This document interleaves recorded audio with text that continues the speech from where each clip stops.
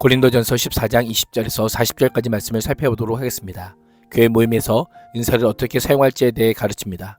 공적 예배에서 은사를 교회 덕으로 세우는 방향으로 질서 있게 사용할 것을 권면합니다.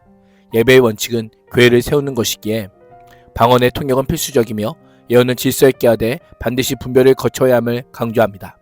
자신의 은사 때문에 교만해지지 말고 모든 것을 사랑으로 질서 있게 행하라고 권면합니다. 20절에서 25절은 방언과 예언의 대조입니다. 방언에 대한 예언의 상대적 유익성에 대해 언급했던 바울은 방언과 예언의 목적을 밝히며 예언의 은사를 더 사모할 것을 권면합니다. 먼저 형제들아 라고 부릅니다. 앞서 방언과 관련하여 강하게 질책하던 어조를 다소 누그러뜨리며 참된 성숙이 무엇인지 다시 정의합니다. 지혜와 악, 어린아이와 장성한 사람을 극명하게 대비하며 지혜는 아이가 되지 말고 악에는 어린아이가 되라는 소극적인 명령과 함께 지혜는 장성한 사람이 되라고 적극적으로 명령합니다. 진정한 영적 성숙은 영적 체험이 아니라 주님의 말씀을 근거로 은사의 기능에 대한 합당한 판별과 분별임을 알려줍니다. 이사야 28장 11절에서 12절을 인용하여 방언과 예언은 처음부터 다른 목적으로 주어진 은사임을 밝힙니다. 이스라엘 백성들이 선지자들이 전한 주의 말씀을 거부하자 하나님께서 알아듣지 못하는 이방인의 언어, 즉 아수르의 군대를 통해 심판하셨습니다. 아수르의 방언이 유다 백성들에게 회심이 아닌 심판의 도구로 사용됐듯이 예배 중에 통역 없이 남발되는 고린도 교인들의 방언도 심판의 도구로 사용될 수 있음을 암시합니다. 하나님께 나아가는 길을 막고 그들을 소외시키는 부정적 기능을 함을 알려주고 있는 것입니다. 그래서 22절은 방언은 믿는 자들에게 주는 표징이 아니라 믿지 않는 자들에게 주는 표적이고 예언은 믿지 않는 자들에게 주는 것이 아니라 신자들에게 주는 것임을 알려줍니다. 왜 예언을 믿는 자들을 위한 것이라고 할까요? 예언은 구속사적 진리를 담은 계시를 대언하거나 해설하여 가르치는 것이기 때문입니다. 그런 점에서 예언은 영적 무지에서 벗어나게 하여 성도들로 하여금 믿음의 길로 인도하는 역할을 합니다. 알아들을 수 있는 명확한 말씀이 선포될 때 예언의 말씀을 통해 그 마음속에 감춰진 비밀들이 드러나게 됩니다. 마음의 숨은 동기들이 낱낱이 판단받게 되는 것입니다. 하나님 앞에 선뜻한 압도감을 경험하고 결국 자신의 죄인됨을 시인하고 엎드려 하나님이 참으로 너희 가운데 계신다라고 고백하게 될 것이라고 말씀하고 있습니다. 이런 과정을 통해 초신자들은 자신들의 신앙을 도모할 수 있게 되고 믿지 아니하는 자들은 믿는 자로서 신앙의 출발을 도모할 수 있게 됩니다. 26절에서 36절은 예배의 대원칙, 질서와 절제입니다. 바울은 그런즉 형제들아 어떻게 할까라고 하며 자신의 말한 원리가 고린도 교인들의 현재 상황과는 상당한 차이가 있는 것에 대한 안타까움을 토로합니다. 26절에 언급되는 찬송시, 가르치는 말씀, 계시, 방언, 통역은 당시 예배의 기본적 요소들로서 고린도 교회가 예배를 통해 다양한 은사를 누리고 있었음을 알려줍니다. 바울은 은사를 통한 비교를 하지 않고 이러한 요소들이 지향해야 할 유일한 원칙은 덕을 세우는 것임을 알려줍니다. 이를 통해 당시 고린도 교회의 문제는 은사의 결핍이 아니라 자신의 영적 탁월함을 과시하기 위한 은사 과잉과 무질서였음을 알 수 있습니다. 27절과 28절은 방언이 어떻게 사용되어야 교회의 덕을 세울 수 있는지 알려줍니다. 먼저 누군가 방언으로 말할 때는 둘 또는 많아야 셋이서 말하되 동시에 하지 않고 차례를 따라 질서 있게 하라고 합니다.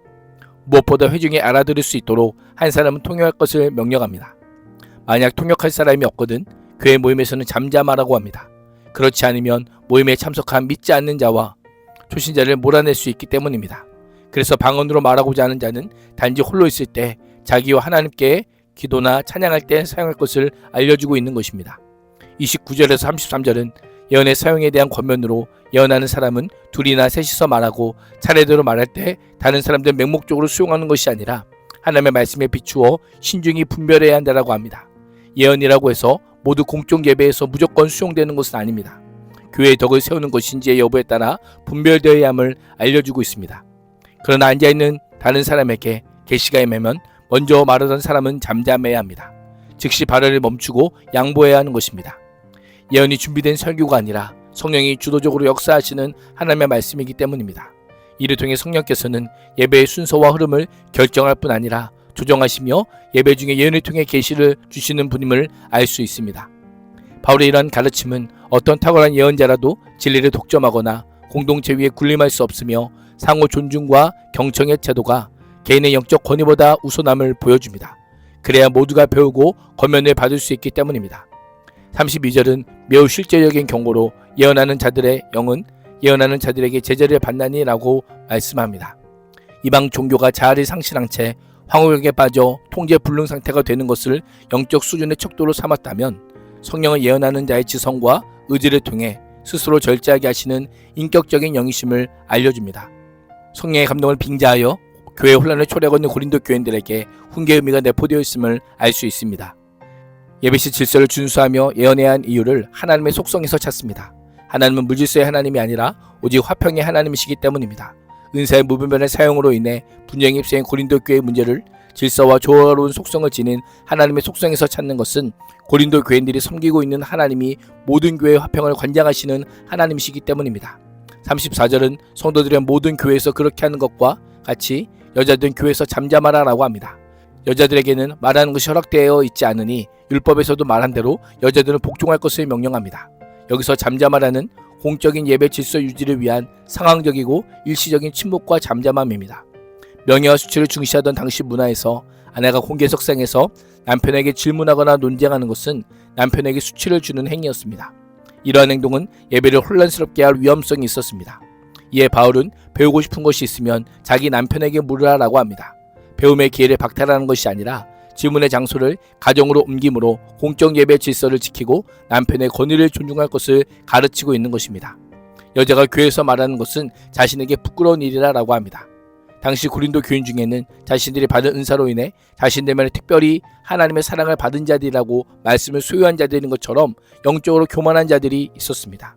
이에 바울은 36절에서 하나님의 말씀이 너희로부터 난 것이냐 또는 너희에게만 임한 것이냐라고 반문하며 하나님에게서 군원된 말씀이 모든 성도들에게 미침을 강조합니다. 37절에서 40절은 은사 문제에 대한 결론적 권면입니다.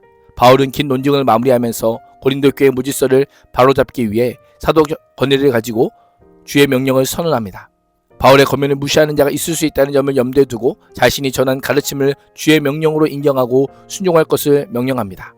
만일 누구든지 지금까지 언급한 내용을 주님의 명령으로 인정하지 않으면 그 사람도 인정을 받지 못할 것이라고 경고합니다. 방언과 예언의 문제를 결론 지으며 예언하기를 사모하며 방언 말하기를 금하지 말라고 합니다. 어떤 경우에라도 성령의 역사를 소멸시켜서는 안 됨을 그대로 실천하고 있습니다. 마지막으로 바울은 모든 것을 품위 있게 하고 질서 있게 하라고 명령합니다. 교회 공동체 안에서 서로 아름답게 조화를 이루며 개인적인 독주를 삼가고 마치 군대가 전열을 갖추듯 적절한 순서와 배치가 있어야 함을 강조합니다. 예배는 화평의 하나님의 성품을 반영하며 거룩한 아름다움과 견고한 질서가 조화를 이루어야 함을 잊지 말아야 합니다.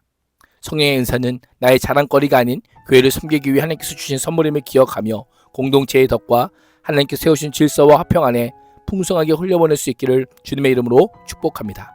기도하겠습니다.